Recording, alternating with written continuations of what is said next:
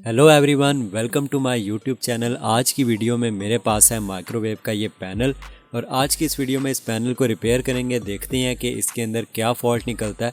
यहाँ पर अगर मैं आपको जूम करके दिखाऊं तो आई गेस इसका जो ट्रांसफार्मर है वो रिवाइंड हुआ हुआ है और ट्रांसफार्मर ख़राब है। तो इसको खोल के देखेंगे कि इसमें ट्रांसफार्मर का इशू है या आगे सर्किट का भी कोई इशू है। ये इसकी आईसी है और आईसी मुझे ठीक नज़र आ रही है। बाकी कंपोनेंट्स भी तकरीबन ठीक ही नज़र आ रहे हैं, रिले वगैरह। सिर्फ मुझे ट्रांसफार्मर पर ही डाउट है कि इसका ट्रांसफार्मर ख़राब हो गया, क्योंकि ये ट्रांसफार्मर रिवाइंड हुआ हुआ लग रहा है और यहाँ पर सर्किट के ऊपर भी लग रहा है कि ये ख़राब है। तो आज की इस वीडियो में इसको रिपेयर करेंगे और देखते हैं कि ये कैसे रिपेयर होता है। सबसे पहले तो ये जो इस सर्किट के ऊपर ये जो नॉब लगी हुई है ना, इसको निकालना है। टेस्टर से मैं इसको निकालूंगा। सिंपल यहाँ पर टेस्टर को ऐसे घुसाना है, इसको ऊपर की तरफ घसीटना है और ये हमारी नॉब आ जाएगी बाहर। ठीक है, तो ये नॉब मैंने कर ली इसकी ओपन। अब इसकी बैक साइड पर जो पेच लगे होते हैं, इन पेचों को खोलेंगे और सर्किट को बाहर निकालेंगे। तो सबसे पहले मैं इसके पेच खोल लेता हूँ। एक चीज़ मैं आपको यहाँ पर बता दूँ कि जब भी आप सर्किट किसी मैकेनिक से रिपेयर करवाते हो या ख़ुद इवन रिपेयर करते हो, कोशिश किया करो कि ट्रांसफार्मर वाइंडिंग अगर तो ट्रांसफार्मर को वाइंड ही करवाना है तो किसी सही बंदे से वाइंड करवाओ। ठीक है, नहीं तो फिर नया ट्रांसफार्मर लगाओ, क्योंकि जब ट्रांसफार्मर में वाइंडिंग सही नहीं की होती ना तो वो फिर सर्किट को भी ख़राब करती है। अब ये सारे का सारा सर्किट सही है, इसमें ट्रांसफार्मर जिस बंदे ने रीवाइंड किया है उसने सही तरह से इसको रीवाइंड नहीं किया, जिसकी वजह से ये दोबारा ख़राब हो गया। तो इस तरह से कस्टमर का काम भी ख़राब हो जाता है और आपका ख़ुद का काम भी ख़राब हो जाता है। इसलिए मैं तो ये कहूँगा कि अगर आपको ट्रांसफार्मर नया मिल रहा है तो रीवाइंडिंग के चक्कर में ना पड़ो, उसको चेंज करो। और अगर ट्रांसफार्मर नहीं मिल रहा, इन केस कोई ऐसे पैनल भी आते हैं जिनका ट्रांसफार्मर नहीं मिलता, तो अगर आपको ट्रांसफार्मर नहीं मिल रहा फिर आप उसको वाइंड करवा लो। तो यहाँ पर मैंने इस सर्किट को कर लिया जी ओपन। ये हमारा सर्किट आ गया बाहर, ठीक हो गया। ये आ गया जी हमारा सर्किट। इसके जितने स्क्रूज वगैरह थे वो मैं इस केसिंग में डाल के साइड पे कर दूंगा। ये मैंने डाल दिए सारे के सारे स्क्रूज और इस केसिंग को भी हम कर देते हैं साइड पे। ये आ गया जी हमारा सर्किट। अब इस सर्किट के अंदर सारी चीज़ें बाकी तो मुझे ठीक ही नज़र आ रही हैं, बटन भी ठीक ही नज़र आ रहे हैं, डिस्प्ले वगैरह, ट्रांजिस्टर, एसएमडी ट्रांजिस्टर, सब कुछ ठीक नज़र आ रहा है। सिर्फ ट्रांसफार्मर में अगर यहाँ पर आप देखो, ट्रांसफार्मर के आगे पटाखा भी बजा हुआ है, तो यहाँ पर ही मुझे प्रॉब्लम नज़र आ रही है। तो सबसे पहले तो आप इस ट्रांसफार्मर को निकालूंगा इस सर्किट से और यहाँ पर दूसरा ट्रांसफार्मर लगा के देखेंगे। ये आ गया जी मेरा पीसीबी होल्डर। इस पीसीबी होल्डर के अंदर मैं सर्किट को लगा के पहले तो ये पुराने वाला ट्रांसफार्मर निकालूंगा। तो सबसे पहले इस पीसीबी होल्डर के अंदर लगाते हैं सर्किट को।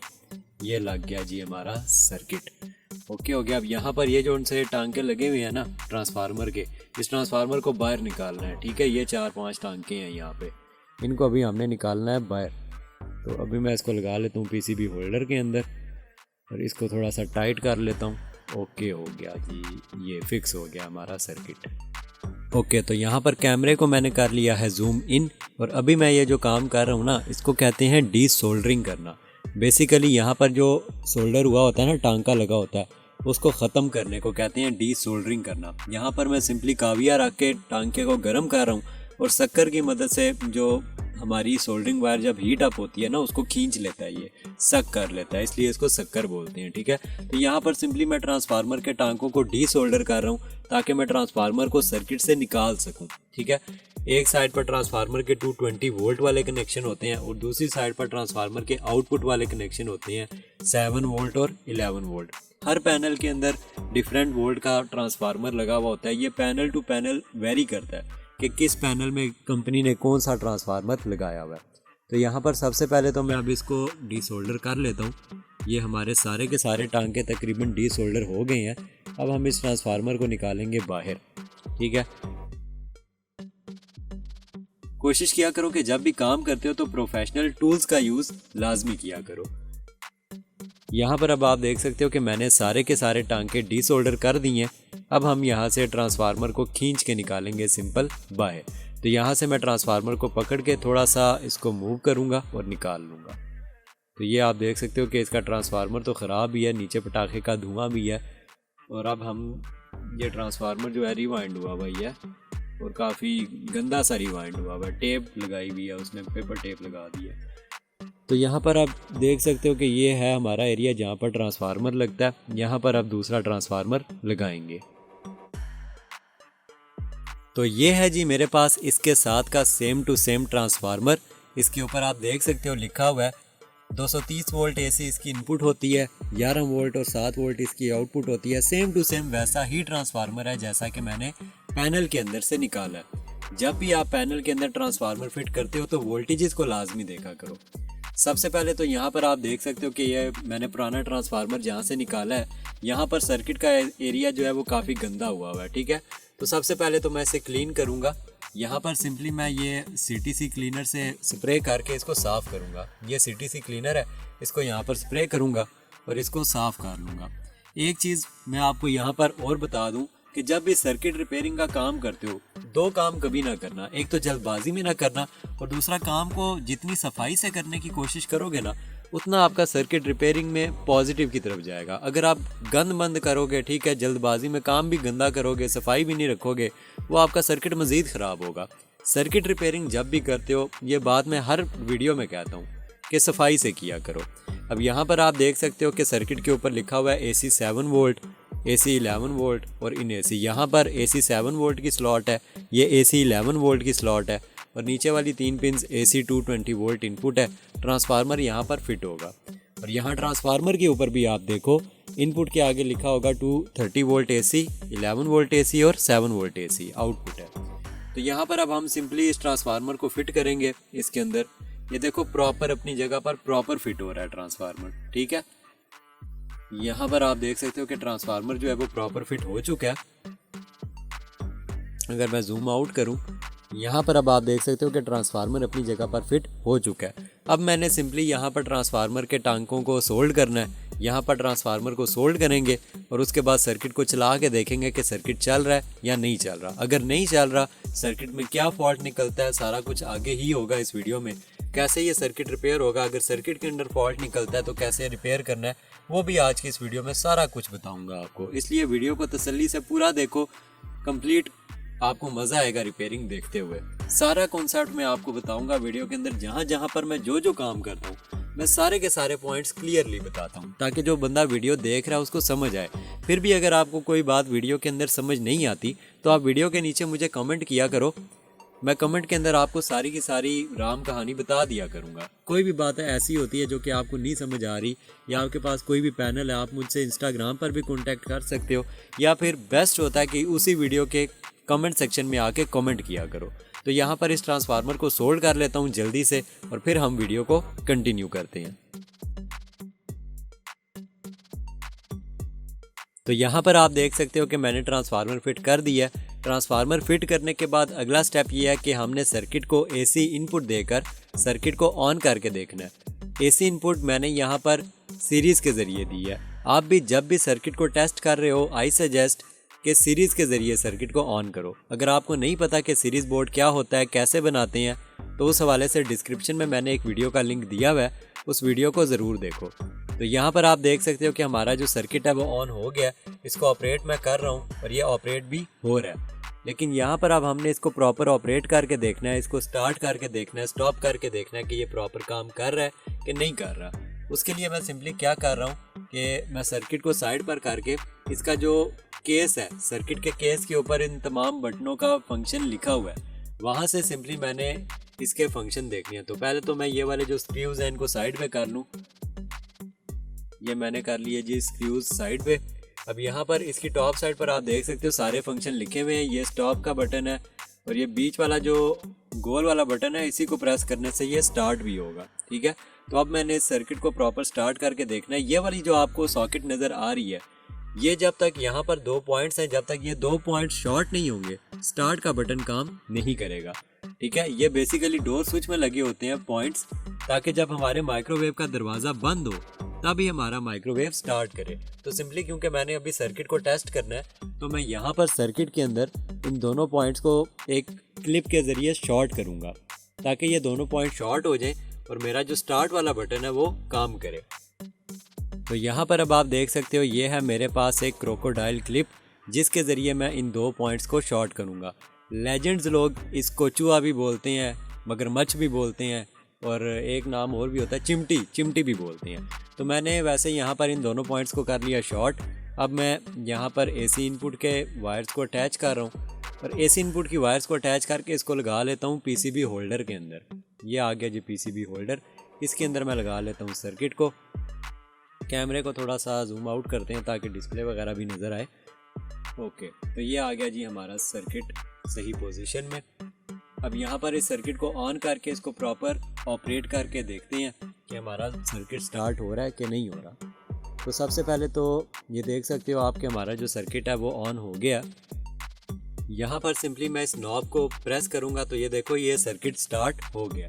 तो स्टार्ट वाला बटन हमारा काम कर रहा है, सर्किट स्टार्ट भी हो गया। ठीक है, अब सिंपली इसको स्टॉप करके देखते हैं। तो ये स्टॉप वाला बटन जो है ये काम नहीं कर रहा, सर्किट जो है वो स्टॉप नहीं हो रहा। ठीक है, इस मीन के इसका जो स्टॉप वाला बटन है वो ख़राब है, तो स्टॉप वाला बटन भी हमें चेंज करना पड़ेगा। बाकी मैं कोई बटन दबा के देखता हूँ, तो बाकी बटन तो तकरीबन चल रहे हैं, स्टॉप वाला बटन नहीं चल रहा। तो यहाँ पर ये जो स्टॉप वाला बटन है इसको भी अब चेंज करना पड़ेगा। यहाँ पर अगर मैं आपको जूम करके दिखाऊँ, यहाँ पर 4 पिन वाला बटन लगा होता है सिंपल सा, ये आपको मार्केट से इजीली मिल जाता है, 2-3 रुपए का बटन होता है ये। तो ये वाला जो बटन है इसको चेंज करना पड़ेगा। ये मेरे पास नया बटन है, सेम टू सेम आपको बटन मार्केट से 3-4 रुपए का मिल ही जाता है। तो ये बटन अब हम यहाँ पर सिंपल चेंज करेंगे। ठीक है, सबसे पहले तो ये वाला जो बटन लगा हुआ है इसको डीसोल्डर करना पड़ेगा। इसको सिंपल जैसे मैंने पहले ट्रांसफार्मर को डीसोल्ड किया था वैसे ही अब मैं यहाँ पर इस बटन को डीसोल्ड करके बटन को सर्किट से बाहर निकाल लूँगा। सबसे पहले तो अब मैं इसको जल्दी से कर लेता हूँ डीसोल्ड, उसके बाद हम यहाँ पर दूसरा बटन सोल्ड करेंगे।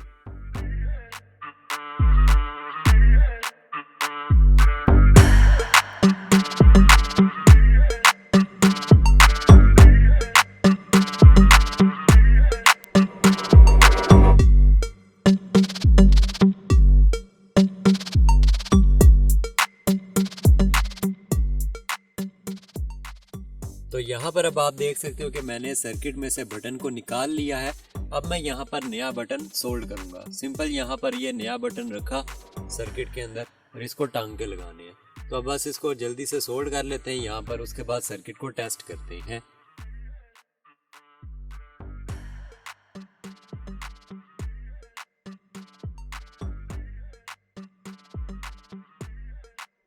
तो यहाँ पर अब आप देख सकते हो कि मैंने सर्किट में बटन को सोल्ड कर दिया। अब हम इस सर्किट को ऑन करके देखते हैं कि हमारा ये जो बटन है ये काम कर भी रहा है कि नहीं कर रहा।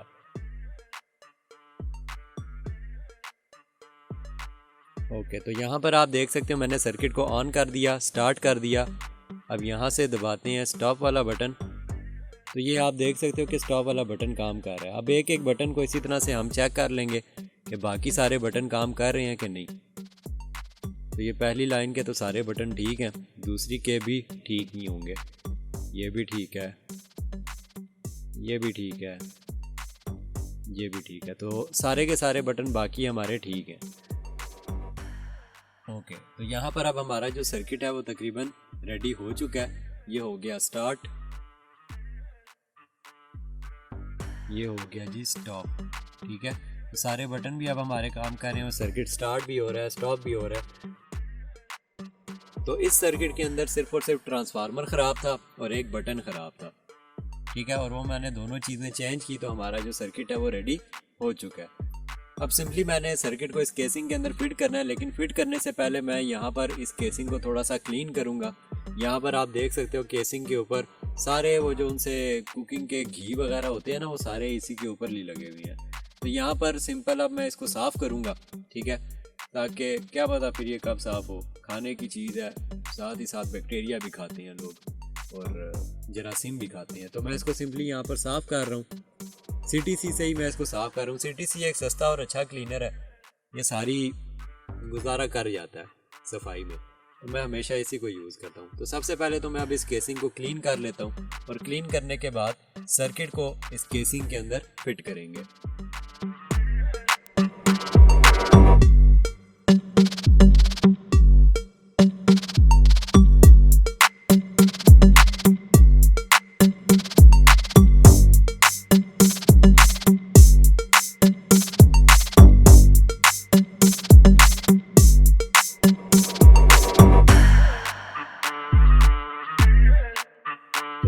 आप देख सकते हो केसिंग को साफ़ करने के बाद अब मैं यहाँ पर सिंपली सर्किट को फिट कर रहा हूँ। जैसे हमने सर्किट को खोला था बिल्कुल वैसे ही फिट करना है। यहाँ पर कोई लंबी साइंस तो है नहीं जो मैं बताऊँ।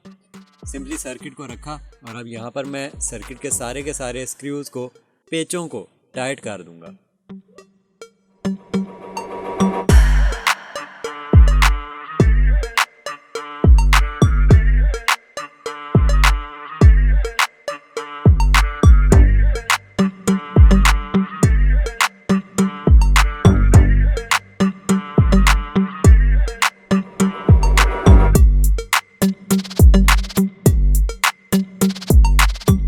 तो यहाँ पर आप देख सकते हैं कि हमारा जो सर्किट है वो फिट हो चुका है, रेडी हो चुका है। अब सिंपली हमने क्या करना है कि यहाँ पर एक दफ़ा मैं इसको दोबारा से फिटिंग करने के बाद ऑपरेट करके चेक कर लूँगा।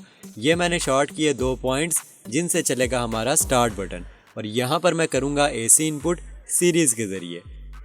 उसके बाद मैं सर्किट को ऑन करके देखूंगा कि फिटिंग होने के बाद कोई लोचा तो नहीं हो गया। सारी की सारी फिटिंग होने के बाद सर्किट प्रॉपर काम कर रहा है या नहीं कर रहा। कैमरे को करते हैं जूम आउट। यहाँ पर अभी मैंने नॉब भी नहीं लगाई। यहाँ पर सबसे पहले लगा लेता हूँ नॉब। तो ये हमारी नॉब भी लग चुकी है। यहाँ पर पैनल हो चुका है कंप्लीट। अब इसको करते हैं ऑन और चला कर ऑपरेट करके तसल्ली कर लेते हैं कि सारा सर्किट सही तरह से काम कर रहा है या नहीं कर रहा। यहाँ पर नॉब भी काफ़ी गंदी हुई थी तो मैंने कहा चलो इसको भी थोड़ा सा साफ़ कर लेते हैं। वही CTC क्लीनर, जहाँ पर गंदगी नज़र आए CTC क्लीनर मारो। यहाँ पर अब मैं हार्पिक वाला ऐड नहीं करने लगा, सिंपल। अब इसको ऑन करते हैं। ये हो गया जी हमारा पैनल ऑन। ये लगाया टाइम, प्रेस किया, ये लग गया जी हमारा टाइमर। तो हमारा जो टाइमर है वो प्रॉपर काम कर रहा है। स्टॉप हो गया, स्टार्ट हो गया, स्टॉप हो गया, स्टार्ट हो गया। तो ये देख सकते हो आपके हमारा जो माइक्रोवेव का पैनल है वो मुकम्मल रिपेयर हो चुका है। इसको बंद होने का वेट करते हैं। टाइमर खुद से बंद भी होता है, ये ना हो सम टाइम ना सारा सर्किट ठीक होता है, बंद ही नहीं होता। तो ये एंड भी हो गया। तो हमारा पैनल 100% सही हो चुका है। तो इस तरह से पैनल रिपेयरिंग की जाती है। आज वाले पैनल में ट्रांसफार्मर का फॉल्ट निकला और ये एक टच स्विच का फॉल्ट निकला। आई होप कि आपको मेरी ये वीडियो पसंद आई होगी।